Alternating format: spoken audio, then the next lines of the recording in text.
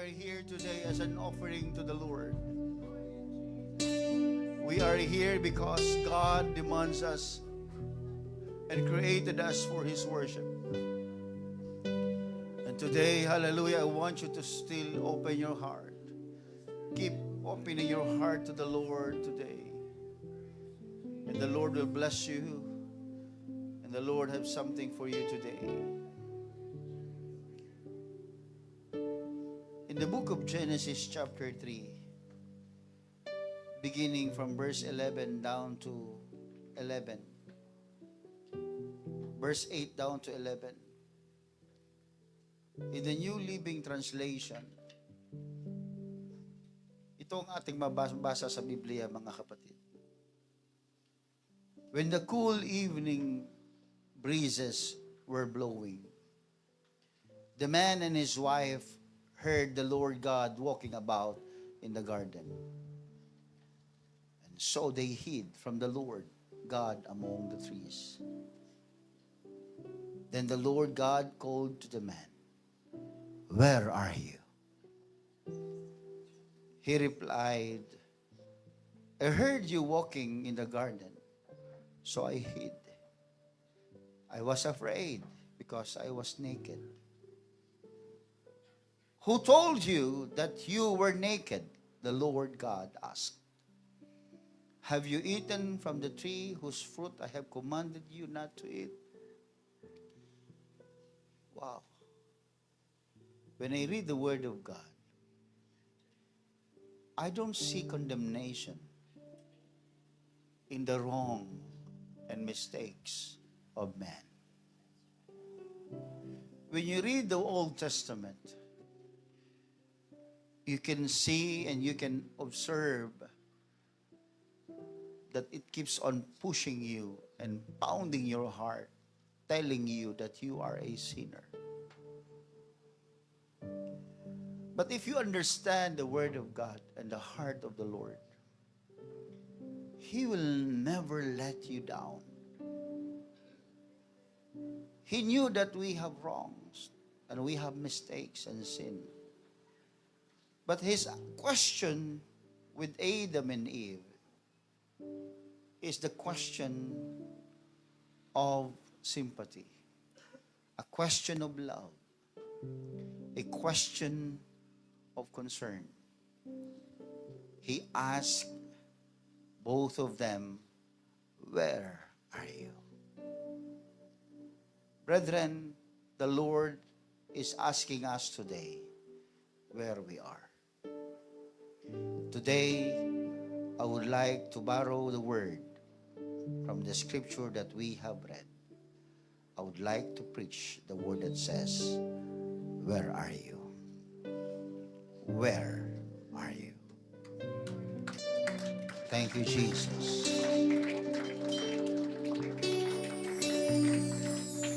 God, we are totally submitting ourselves today.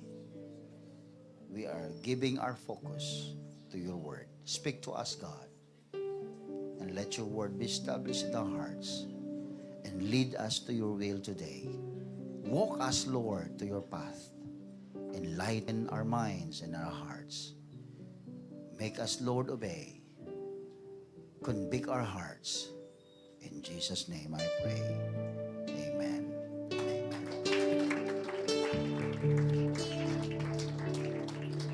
You may be seated. When we read the Bible, mga kapatid, the very first question God asked to man after they committed sin against the Lord, hindi niya tinanong, "Anong ginawa mo? What did you do?" Instead, mababasa mo sa Bible, after that this couple, si Eva at si Adan, ay magkamali at nagkasala sa Panginoon. Ang tanong ng Panginoon sa kanila ay kakaibang tanong. The question, instead of "What did you do?" God asked them, "Where are you?" Nasaan ka? It's not because God don't know where they are. Hindi dahil hindi alam ng Diyos kung nasan sila. God is omnipresent. He is everywhere. He knows everything. But when God asked Adam and Eve, where are you? It's not because God don't know their location. But because God wanted Adam and Eve to face their condition and step back into His presence. Because the moment that Adam and Eve committed sin against God, they were off. Napalayo kagad sila. Dumistansya kagad ang banal ng Diyos mula sa kanila. That's why God is asking, where are you? I don't see you.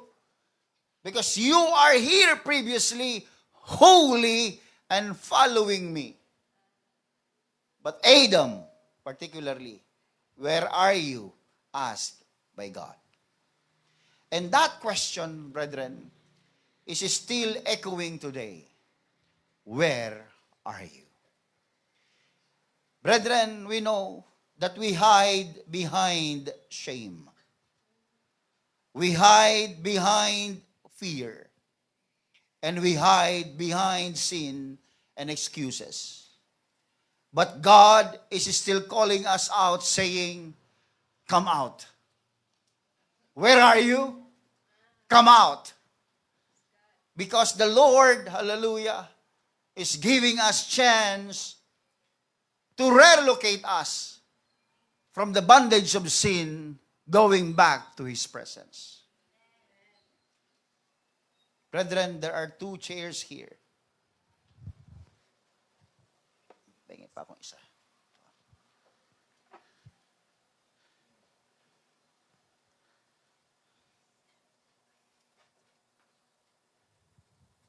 May 2 upuan sa harapan ko ngayon, mga kapatid. And let me tell you again, that most of the time, people are hiding in the shame. We are hiding behind our fears. We are hiding behind our sins. And most of the time, we excuse. Because we don't want God, hallelujah, we don't want to be with God. And the point, brethren, the Lord is asking question, not because He don't know about you, but because He is concerned of your location. Ang Diyos ay mahabagin. Ayaw niyang tayo ay nalalayo sa kanyang kalooban. That's why the time that Adam was asked by God, Adam, where are you? Because you are losing your position, Adam. You are losing your calling.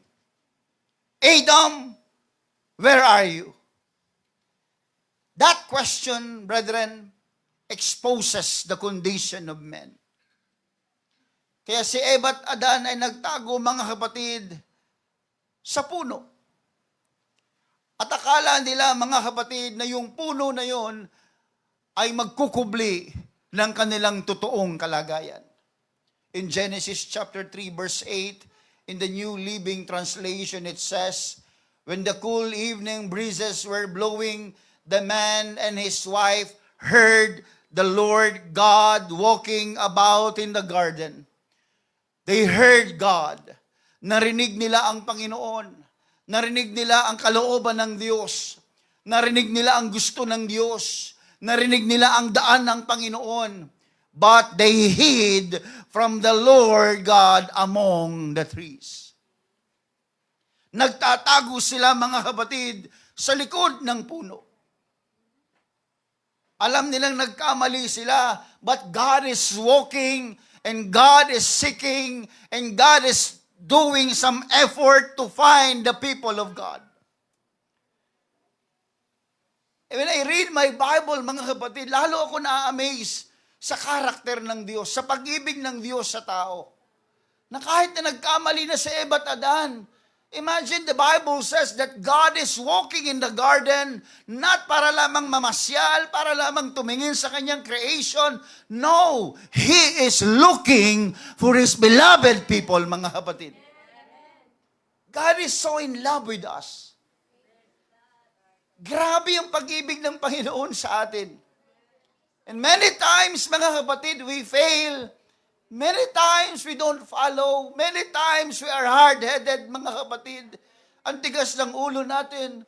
Pero the Bible says, hallelujah, they heard God. They heard God.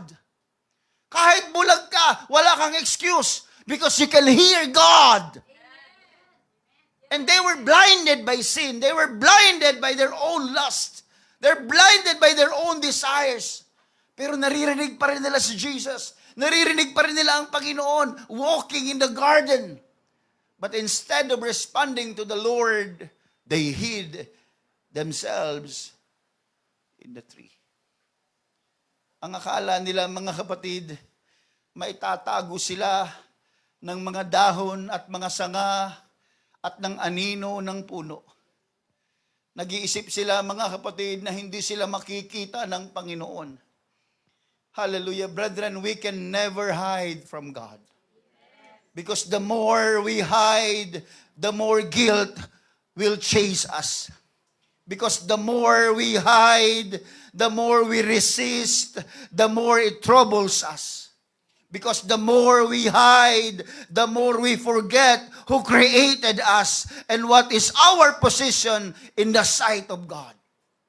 Magtago ka ng magtago, magkubli ka ng magkubli, mga kapatid, hanggang isang araw, makakalimutan mo kung ano ang pagkakalikha sa iyo, kung gaano ka kamahal ng Panginoon, kung paano ka hinahanap-hanap ng Panginoon, magtago ka hanggang gusto mo. Pero sasabihin ko, kahit na nagtatago ka, hindi nagbabago sa iyo ang pag-ibig ng Panginoon, hindi nagbabago, hallelujah, ang kanyang habag, ang kanyang biyaya, naghahanap ito ng taong mananampalataya. Oh, hallelujah. Try to read your Bible. Lalo kayong may in love sa Lord. Lalo nyo makikita, wow. Imagine, imbis na patayin niya na lang yun, dalawa, di ba? Imbis na husgahan niya kagad, pero sabi niya, teka lang, nasaan kayo? It's easy for God na mag-form ulit ng alabok, ng clay, and then hingahan niya ulit. It's easy for God to do that. Makapangyarihan siya eh. Sabi ko sa inyo, mga kapatid, nung nilikha ng Panginoon ng tao, walang pagkakamali. Bakit siya uulit na gumawa? When He knows that His creation is perfect. Ba't ka gagawa ulit kung alam mo na yung ginawa mo ay perfecto? It is just a matter of what? Teaching my creation how to follow me. Sa Lord, hindi mahirap yun. Because He is the Creator, mga kapatid. Everybody say amen. So wag mong sabihin na ikaw ay nilikha ng Diyos sa pagkakamali. Wag mong sabihin na buhay mo dahil ganito, dahil ganyan, magulo, walang direksyon. Sasabihin mo, hindi ako mahal ng Panginoon. Nagkakamali ka. Dalawa pa lamang ang tao sa Biblia, mga kapatid. Hallelujah, nung nilikha ng Diyos ang langit at ang lupa, ipinakita na ng Diyos kung gaano niya kamahal ang taong nagkakamali. Mayroon siyang palaging posisyon, mayroon siyang palaging pag-ibig, may habag, may biyaya sa taong nagkakamali. Everybody say amen. That is why the question of God is, where are you? Because He is concerned about the location, your destination, your position in the kingdom of God. Kaya ang una niyang hanap, nasan kayo? Because He is concerned in your position. He is concerned in your destination. Here's the truth. God is not just asking about what you have done. He is asking about where you are in your walk with Him. Lumalakad ka bang kasama niya? Kasama ka pa ba niya sa paraiso? Kasama ka pa ba niya doon sa kalooban na kanyang ginawa? At nung ang Diyos ay naglalakad doon sa ginawa niyang kalooban, teka lang, bakit wala si Eva at Adan? Adan, where are you? Because God knew that this couple is now out of His will. Oh, Adam, nasan kayo? You are now outside of the position that I have gave you. You are now outside of the destination that I promised you and I gave you. Brethren, where are we now? Where are we now? Are we walking with God? Where are you in your prayers? Where are you in faith? And where are you in obedience? The more we hear this question, where are you? It reveals our fear. Mga kapatid, I want to be honest with you. When we hear the Word of God, it exposes us. Ayaw man nating aminin, mga kapatid, but when the Word of God hits us, pag tinamaan tayo ng salita ng Panginoon, na-expose tayo. And I'm okay with that. Because all of us here are sinners. And when the Word of God is being preached, it's okay to be exposed. Because the exposition aims to transform us, to change us, not to condemn us. Kung na-expose ka sa kasalanan mo, it's okay. Because God wants you to repent of that sin, to repent of that failure, and transformed by the Word of God. Kung nagtatago ka, if you keep on hiding behind the tree, you will not be exposed. Ang akala mo, you are not exposed. But Adam and Eve can never run away from God. They can never hide from the Lord. Adam said, Lord, I was afraid because I was naked. Who told you that you are naked? It's not because gustong pasubalian ng Panginoon yung katotohanan. It is because immediately God knew that the man, because of their disobedience, dahil sa kanilang hindi pagsunod, nakita nila ang kanilang sarili na sila yung mga hubad. Immediately lust and earthly desires ay pumasok sa isipan ng tao.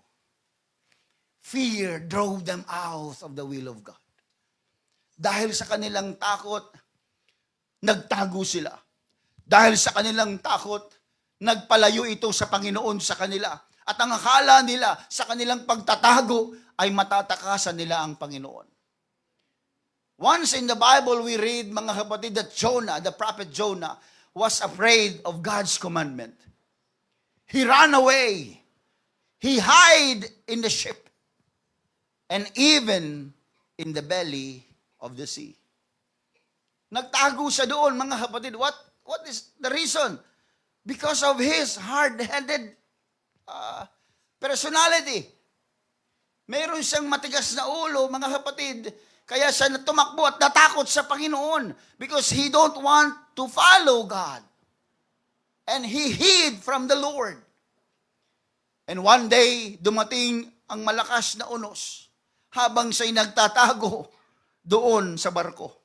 Habang siya'y nagtatago mula sa kalooban ng Panginoon, dumating ang bagyo.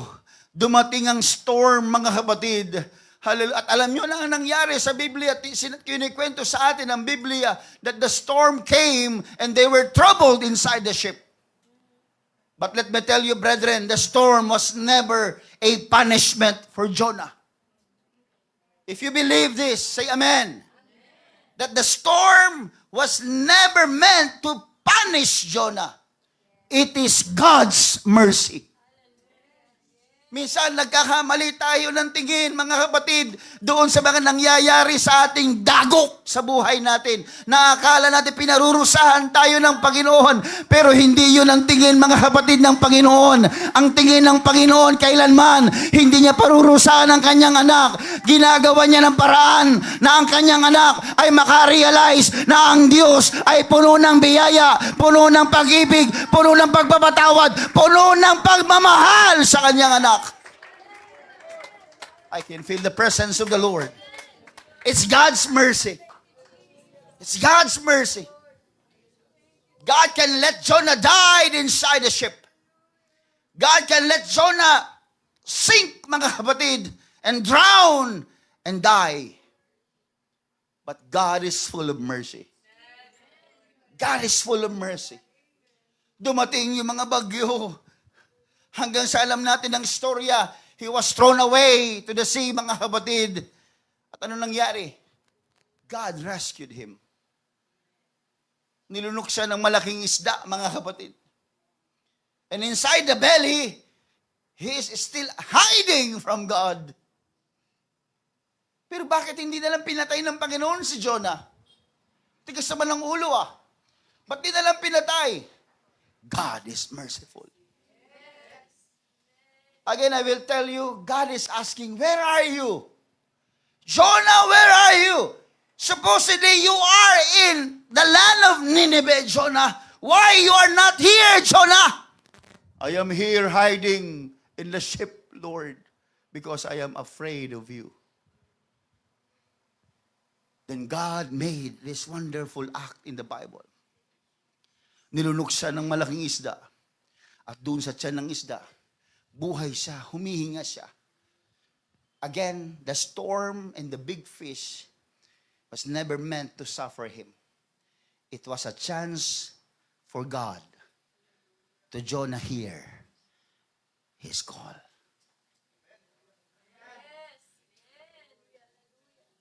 Hallelujah.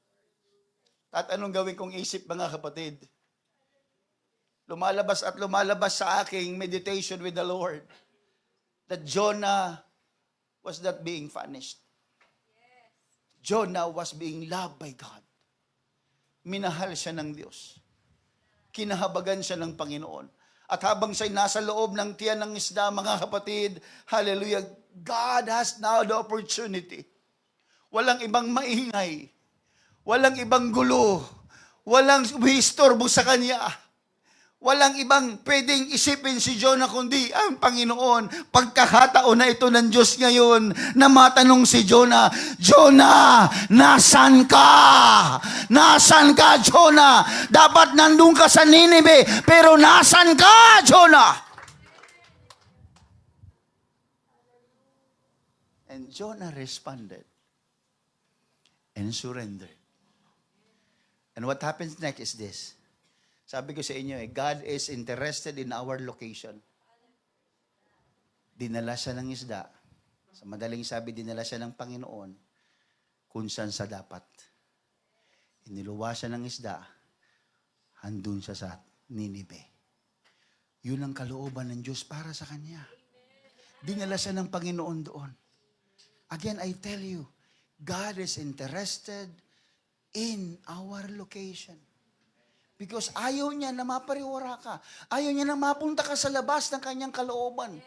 Kaya kahit anong paraan ginawa ng Diyos, maging yung isda, inutusan ng Panginoon para dalhin si Jonah sa kalooban niya. Wow. Wow. Ikaw ito ngayon, lulungkot-lungkot ka.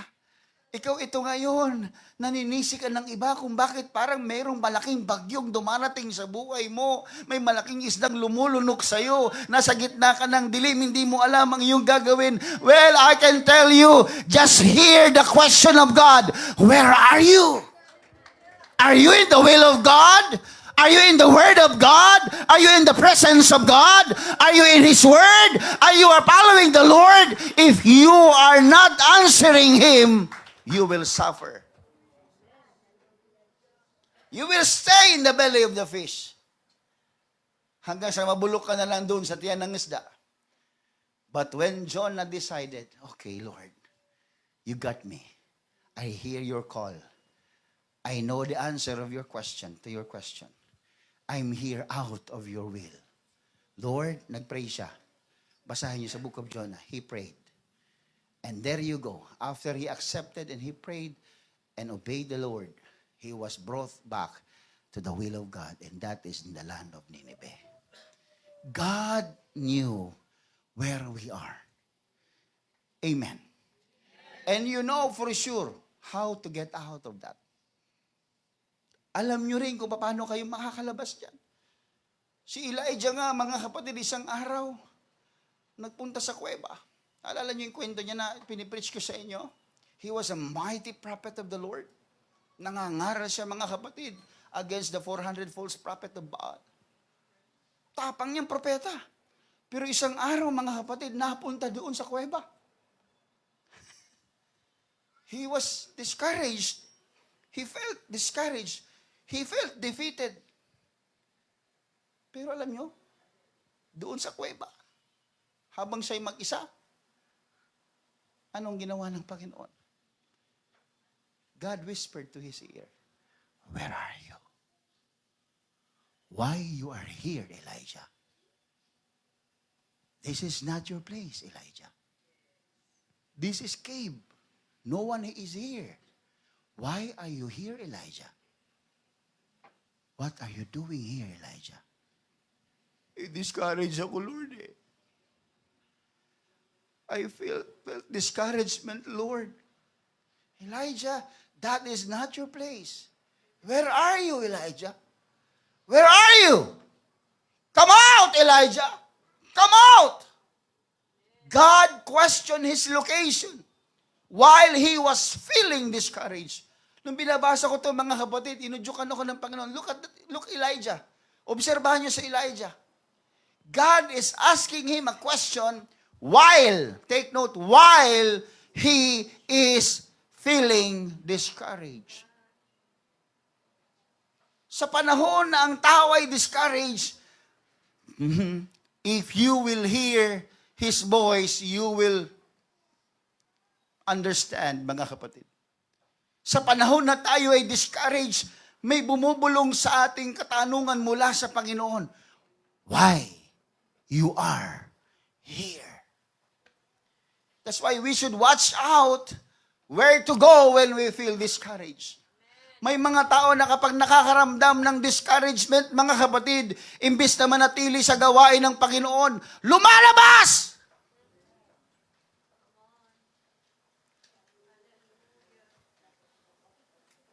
Hindi nyo alam sa paglabas ninyo, you are just exactly doing what Adam and Eve is doing. Ang iba sa inyo pa nadi-discourage, natitisod, lumalayo sa gawain ng Diyos. You are actually imitating what Adam and Eve did in the garden. Akala nyo, naisahan nyo si Lord. Akala nyo, malaking bagay na mawala kayo sa gawain. Well, frankly, telling you this, hindi ka kawalan. Sapagkat lahat tayo ay dinala lang ng Diyos dito at kinahabagan. I am not your God. Hindi ako ang Diyos nyo. If you keep on hiding behind the tree, behind your guilt, behind your sin, I can tell you one day, mamamatay ka spiritually. Kaya pag nakakaramdam ka ng discouragement, why are you going to cave, Elijah? Many times ka naman na-discourage pero bakit nandyan ka ngayon sa kuweba? Why you are here? Where are you, Elijah? Look at you. Where are you? I feel discouraged kasi, mga kapatid, when you are discouraged, watch out where you go. When you feel discouraged, watch out whom you talk with. Dahil ma-discourage ka, you don't want to talk to the holy again, to the holy people, to the church people, to the pastor, to the leaders. Sino kakausapin mo? Yung mga kapwa mo, rebelde na rin. Mag-uusap-usap kayo. Hindi mo alam yung ginagawa mo, kaya nga ang tanong ng Panginoon sa kanila, where are you? Look at you, where are you? You are now outside of the will of God. And when you are outside of the will of God, don't expect any good thing to happen. Because you're outside of the will of God. Watch out whom you talk with.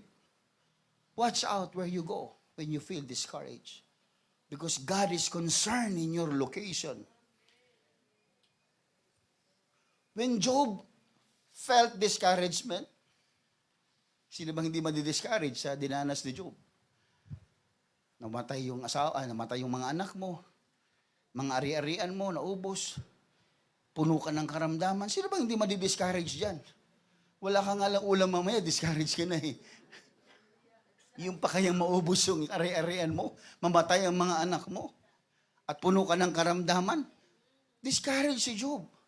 Pero hindi niya kailanman inalis ang sarili niya sa kanyang posisyon sa Panginoon. Kailanman hindi siya lumayo sa paniniwala sa Panginoon.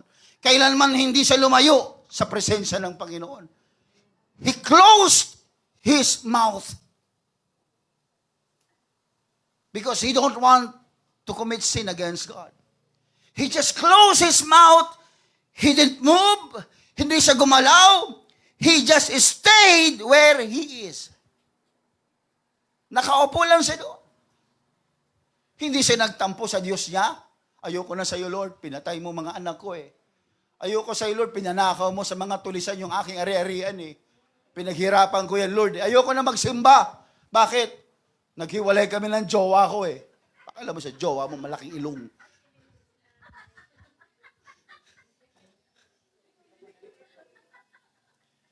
May mga karelasyon dito. Pansinin mo yan.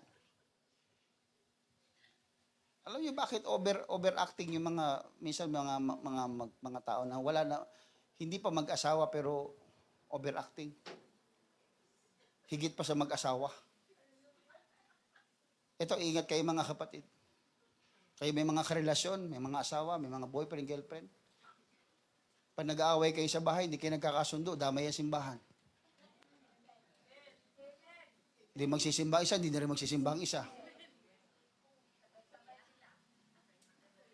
Pinagalitan ng anak, pinagalitan yung anak di magsisimba, hindi na rin magsisimba yung magulang. Where are you? Alam niyo ba yung ginagawa ninyo? Ang babaw. Namatay si Kristo sa krus ng Kalbaryo, tumikis ang dugo. Hindi ka lang magsisimba dahil nagkatampuhan kayo ng jowa mo. Ang babaw mo. Kung sino ka man, ang babaw mo. You are shallow.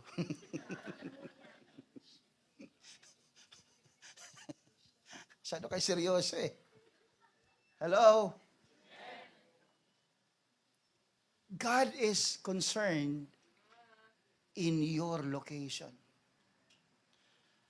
Concern ng Diyos sa iyong kinalalagyan.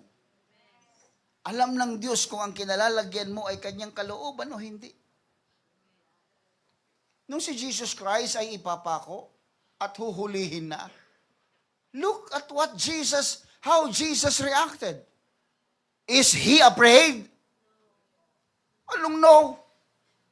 Nagpray nga siya na pwede bang palampasin nitong hirap na ito, itong sarong ito. Anong feeling yun? Feeling ng takot yun eh. Naku, niya ibig sabihin, takot siya nabugbugin, takot siyang ipakot, takot siyang patayin. Pero hindi siya umalis sa kanyang kinalalagyan sa Panginoon. Ang sabi niya, Lord, let this cup pass from me, but not my will, but thine will be done, Lord. Ikaw ang masusunod. Ayaw kong umalis, Panginoon, sa aking kinalalagyan sa iyo. Do you get the point? Job felt discouragement. Jesus felt discouragement. Elijah felt discouragement. But God is telling us, our fear is making us run away from God. But I want to tell you today, the grace of God is inviting us to come again to Him. Don't hide. The grace of God, hallelujah, is the reason why God came down and walked in the garden and looking for Adam and Eve. It's because of God's mercy. Ang nagpababa sa Panginoon doon sa garden, mga kapatid, ay ang biyaya. Hallelujah, at habag ng Panginoon. Hinahanap sila ng Panginoon, hindi dahil hindi na kaya ng Diyos gumawa ng ibang tao. Hallelujah, bumaba ang Diyos doon. May daladalang kahabagan dahil mahal na mahal niya ang tao. Alam niya, mga kapatid, na ang kanyang ginawa ay perpekto. Ang kailangan lang ay ang pagpapatawad. Kinakailangan lang ay kahabagan. Kinakailangan lang ay kapatawaran na galing sa Kanya. Hallelujah. I feel the presence of the Lord. That's why the question of God, where are you? Does not only expose our fears. Listen, it will also expose your attachments. Yung tanong na ito, it-expose also kung anong bagahe ang dala mo. Marami sa atin dito, mga kapatid, may dalang bagahe. Na-check-in nyo na ba kay Lord yan? Yung mga bagahe ninyo?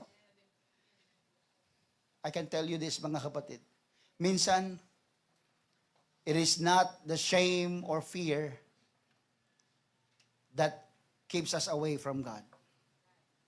Ulitin ko, sometimes it is not shame or fear that keeps us away from God. You know what is the very reason why sometimes we are running away from the Lord? It is because of what we love more than God. Minsan hindi na yung guilt ang nagpapalayo sa'yo sa Panginoon. Minsan hindi na yung takot ang nagpapalayo sa'yo sa Panginoon. Tago ka ng tago. Alam mo kung ano nagpapalayo sa Panginoon sa'yo at sa atin? Yung madalas nating bit-bit na bagahe. What we love most, more than God? Is it your job? Is it your love life? Is it your desire? Yun ang madalas ang nagpapahiwalay sa atin sa Panginoon. Minsan hindi na yung fear, minsan hindi na yung shame. Kung ano yung madalas na iniibig-ibig natin at bit-bit natin, ayaw nating bitawan. Kahit na nangangaral na, kahit na alam nating mali, ayaw nating bitawan. Parang tuko na nakakapit sa ating buhay. Naalala niyo, mga kapatid, yung mayamang lalaking lumapit kay Jesus Christ at sabi niya, Lord, paano ba ako makapasok doon sa langit? Diniretso siya ng Panginoon, ibenta mo lahat ng ari-arian mo, ibigay sa mahihirap, sumunod ka sa akin. Nakadikit yung kayamanan niya na parang tuko sa kanya. The Bible says, he went away sorrowful. Malungkot siyang lumalayo sa Panginoon. Alam niyo kung bakit? Nagtatago siya sa likuran ng kanyang kayamanan. Nung pinasusurrender ng Panginoon, nung pinasusuko ng Panginoon, itong parang tuko na nakakapit sa kanyang buhay, hindi niya maisuko. That's why the question of God, where are you? It exposes kung ano yung bit-bit mo. Pag tinanong ka ng Diyos, where are you? Nasaan ka? It will expose kung ano yung dearly beloved ng buhay mo. Alam niyo, mga kapatid, riches cannot defend us in the day of judgment. In the day of judgment, kahit gaano karaming kontrata ang nakuha mo, ghost project man o hindi, hindi ka kayang sagutin yan sa hukuman ng Diyos. Hindi mo kayang bilihin ang hukom. Hindi mo kayang kumuha ng maraming false witnesses just to favor you na huwag kang maging guilty sa harap ng Panginoon. Ang yaman ay hindi kayang magtanggol ng kaluluwa ng tao.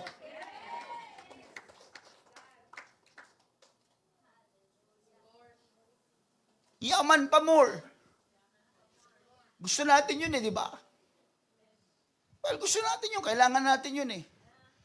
Pero pag humigit sa Panginoon, pag-ibig mo sa yaman, kaysa sa pag-ibig mo sa Panginoon, I can tell you, sasabihin ko sa iyo diretsahan, hindi ka ipagtatanggol niyan sa hukuman ng Diyos. Sige, hanapin mo yung katanyagan. Sige, hanapin mo yung talento. Alam niyo, yung mga tao, mga kapatid na pag hindi makapag-expose ng kanilang talent, nanghihina. Nakakalungkot. Kung hindi ba malaman ng marami na matalino siya, malulungkot. Bakit? Yan bang fame, yan bang talents, yan bang intellectual, kaya kanyang dalhin sa Diyos at patunayan na ikaw ay mabuting tao? Ang daming talentadong tao, mga kapatid, pero walang spirito ng Diyos. E ano ngayon kung hindi ka kilala? E ano ngayon kung hindi ka tumatayo sa likod ng pulpito? E ano ngayon kung nakaupo ka lang dyan at nakikinig ng salita ng Panginoon, pero may Espiritu Santo ka naman, matamis na Espiritu ang gumagalaw sa iyo, ang meron sa iyo, at ikaw ay pinananahanan ng Espiritu ng... Aanhin mo yung mga tumatayo, hindi ko naman nila lahat, ha? Aanhin mo naman yung tumatayo at kilala, tanyag, pero ang Espiritu, bulok. Do you think that God cannot judge us? Or will not judge us one day if we are doing that? Be careful of what you love most, the most. Kaya mag-ingat ka kung sino ang mamahalin mong lubos. Mag-ingat ka mga kapatid kung kanino mo ididikit na parang tuko ang sarili mo. Sa bisyo mo ba? Sa paniniwala mo ba? Sa desire mo ba? Sa prinsipyo mo ba? Mag-ingat ka kung kanino mo ididikit ang sarili mo, kapatid. Because when you are attached to it, it will drive you away from God. Because when you fell in love with it, it will cripple you and it will kill your faith. Papatayin niya ang pananampalataya mo. Lulumpuhin niya ang iyong pananampalataya. Isang araw si Apostol Pablo, ang kanyang pangalan ay Saul pa. Naglalakad, mga kapatid, at punong-puno siya ng kanyang relihiyon, punong-puno ng yabang ng kanyang relihiyon. Isang araw sa Damascus Road, tinagpo siya ng Panginoon. Nakakita siya ng sobrang liwanag, at sa sobrang liwanag nabulag siya. Inambush siya ng Panginoon. At tinanong siya, Saul, Saulo, Saulo, bakit mo ako pinag-uusig? Sa madaling sabi ko, ipaparaphrase natin, Saulo, Saulo, where are you? Look at your position. Look at your location. Look at your destination. Saulo, why you are here? And he was blinded because of his attachment to his religion, to his belief. Kinulong siya ng kanyang pride. Kaya isang araw, tinagpo siya ng Panginoon, binulag siya ng Panginoon. Alam niyo mga kapatid, mag-ingat po tayo kung anong pinaniniwalaan natin. Minsan mas higit pa sa paniniwala natin, yung paniniwala natin mga kapatid, mas higit pa sa ating prinsipyo kaysa sa salita ng Panginoon. Minsan hindi nababali yung ating prinsipyo kahit na ang Diyos na ang nagsasabi sa atin na mali ang ating prinsipyo. Mag-ingat po tayo mga kapatid, bubulagin tayo ng Diyos. At yung kabulagan na yan, mga kapatid, hallelujah, ang lalong hindi magbibigay sa iyo ng magandang kinabukasan. Pero alam nyo, magbuti na lang itong si Apostol Pablo, mga kapatid, nakinig sa boses ng Diyos. Bagamat bulag na siya, hindi na siya makakita, pero nakikinig siya sa salita ng Panginoon. At nung nakinig sa salita ng Panginoon, natanggal ang kanyang pagkabulag, mga kapatid. Kaya pag tayo nakikinig sa salita ng Diyos, inaalis ng Diyos, hallelujah, yung pagkabulag natin sa mundong ito. Pinapalitan ito ng Diyos, mga kapatid, ng pananaw, magandang direksyon. Tinuturo ng Diyos ang direksyon na tama at sa kalooban niya. Dahil tayo ay nakikinig sa kanyang tinig. Now, sa panahon ni Adan at ni Jonah, magmula sa panahon ni Adan, papunta kay Prophet Jonah, sa panahon ni Prophet Elijah hanggang sa panahon ni Apostol Pablo, ang mga tao ay tago ng tago sa Panginoon. Hanggang sa henerasyong ito, mga kapatid, ang Diyos ay patuloy na nagtatanong, where are you? Nasaan ka? Itong upuang ito, mga kapatid, kanina pa magmula nung nagsimula akong mangaral dito, mga kapatid, ay walang laman. But this chair is not just a chair. It's a picture. And this chair has a name written on it. Asa yung papel? May pandikit ito. O, dikit mo niya sa kabila.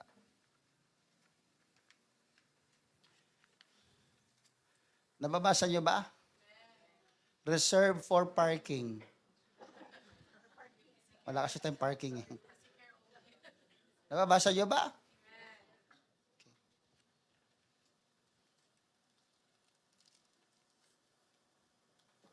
Magmula kanina nagsimula akong mangaral, this chair is empty. And the name of this chair is written on it.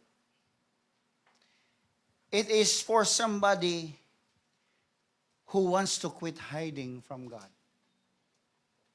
That chair, maybe it's your chair or my chair or somebody's chair. But I can tell you, brethren, that God has been saving a place in His presence for us. Imagine, mga kapatid, I want you to focus on me. Matatapos na ako. Imagine God created the beautiful garden. Paraiso ang ginawa ng Panginoon. Maaring hindi mo pa alam kung anong itsura ng paraiso. Nakakita ka lang ng magandang bulubundukin doon sa Bicol. Wow, perfect cone. Cone. Punta ka lang sa Tagaytay. Wow, ang lamig dito. Ang ganda ng simoy, ang sarap ng simoy ng hangin. Ang ganda ng mga bundok. Patikim lang yan. Pero alam niyo ba kung gaano kaganda yung garden na ginawa ng Panginoon sa yung paraiso? Grabe. And it was created not for God. Ano yun ng Diyos yan? Kailangan ba ng Diyos ng tubig? Kailangan ba ng Diyos ng mga lumilipad-lipad na ibon? No. Ano yun ng Diyos yan? The garden, the paradise, was created by God for men. Para sa atin, mga kapatid. And He reserved a place that is reserved for the people of God. Doon niya ginawa sa Eva at Adan. Kaya nung sumuway sa Eva at Adan doon sa inuutos ng Diyos, they were drove away far from that place. Because that place is only for those people who wants to stay in the presence of God.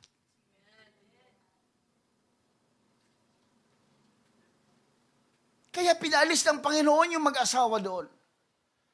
Because hindi yung lugar ng mga masuwayin. Hindi yung lugar ng mga matitigas ang ulo. Hindi yung lugar ng makasalanan. That is a place of holy people. That's why, mga kapatid, kung tatanungin mo ako, ano ang gustong mangyari ng Panginoon when Adam was asked by God, Adam, where are you? Ang gustong sabihin ng Panginoon kay Adan, Adan, lumabas ka dyan! Takot ako, Lord eh. Adan, lumabas ka dyan! Jonah, where are you? I'm in the belly of the fish, Lord. Lumabas ka dyan! Hindi ko alam, Lord. Believe me. Surrender to me. Makalalabas ka dyan. Adan, makalalabas ka dyan. Elijah, makakalabas ka dyan. Saulo, makakakita ka ulit. Lumabas ka dyan. Are you getting the point, brethren? Church, brethren, come out. Come out of fear. Come out of excuses. Come out of sin. And come to the presence of God. This seat represents the presence of God. And this seat is reserved for you.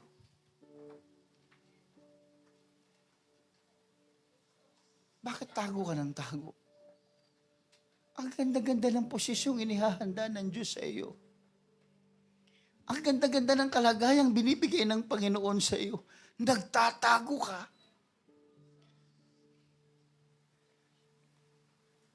Ngayong gabing ito, mga umagang ito, mga kapatid,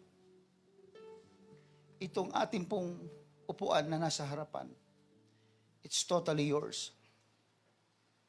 God is waiting. And His presence is waiting. Where are we now?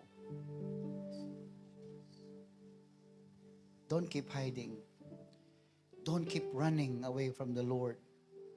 It's time to come out and take your place in the presence of the Lord. Can somebody here who wants to sit down to the presence of the Lord?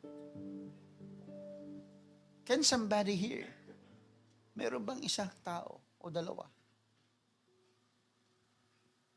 that they are willing to sit down? Meron bang tao na hindi mahihiya na lumapit sa Panginoon? Marami mang pagkukulang, marami mang kasalanan. This seat will never be for others. This is for you. May tao ba na gustong ipakita sa Panginoon yung kanyang kalagayan? Lord, takot ako eh. May doubt ako, Panginoon eh. Makasalanan ako, Panginoon eh. Pero sabi mo, Panginoon, kung nasaan ako, sabi mo, Panginoon, you are concerned in my location. You are concerned of my destiny. Lord, I will come out now. I will hide no more. Hindi na ako magtatago sa iyo, Panginoon. Meron ka palang nilagay, meron ka palang nilaan na lugar para sa akin. Meron ka palang nilaan na upuan sa presensya mo, Panginoon. Meron ka palang nilaan na kalagayan ko, Panginoon. Hindi na ako magtatago sa iyo, Panginoon. Hindi na ako tatakbo palayo sa iyo, Panginoon. I will stay in your presence. Come on. Can somebody decide today that you will commit your life to the Lord and you will never run away from the Lord? Come on, I challenge you today. This is not a play. This is not an entertainment. I challenge every one of you. Of course, this is only 2 seats here. Hallelujah. But I want, hallelujah, somebody to express your boldness of faith. Come and sit down. This seat is reserved for you. This is for you. God is asking you to come out. God is asking you to stop hiding yourself. God is asking you to expose yourself. Sit down in the presence of the Lord. Stay in the presence of the Lord. Though you are discouraged, though, hallelujah, there are storms and there are big fish, hallelujah, eating you, I can tell you today, hallelujah, lahat ng yan ay kayang bigyan ng Diyos ng solusyon. It is only for you to decide. Just come out! Stop hiding from the Lord. Come out! And stay with the Lord. Stay with God. Stay with the presence of the Lord. Hallelujah. Come on. Hallelujah. Come out. Come out in the name of Jesus. God is not asking, where is your neighbor? He is asking, where are you? Where are you? He is not calling your mask. Hallelujah. He's calling the real you. Your name is written on this chair. God is waiting for you. God is waiting for you. God is waiting for you.